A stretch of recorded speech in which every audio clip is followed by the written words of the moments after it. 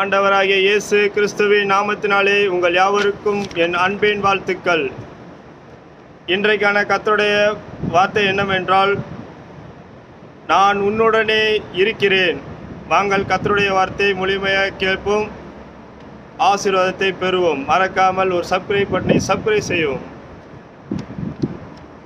அவர்கள் உனக்கு விரோதமாக யுத்தம் பண்ணுவார்கள், ஆனாலும் உன்னை மேற்கொள்ள மாட்டார்கள்.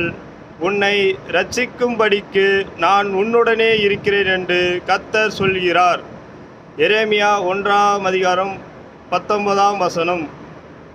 கர்த்தருடைய வார்த்தையின்படி நமக்கு விரோதமாக பல யுத்தங்கள் வரும், ஆனாலும் நம்மளை மேற்கொள்ள முடியாது. ஏனென்றால் கர்த்தர் நம்மோடு இருக்கிறார். விசுவாசிங்கள். இன்றைய கர்த்தருடைய வார்த்தையை கேட்ட பார்த்த உங்கள் யாவரையும் கர்த்தர் ஆசீர்வதித்து பெருகவே பெருக செய்வார். கர்த்தர் சொல்கிறார், உங்களுக்கு விரோதமாக யுத்தங்கள் செயல்பட்டாலும் கர்த்தர் நம்மோடு இருக்கிறார் என்று விசுவாசிங்கள். கர்த்தர் நம் வாழ்க்கையில் பெரிய காரியங்களை செய்வார். மறக்காமல் ஒரு சப்ஸ்கிரைப் பட்டனை சப்ஸ்கிரைப் செய்து லைக் பண்ணுங்கள். தேங்க்யூ. God bless you.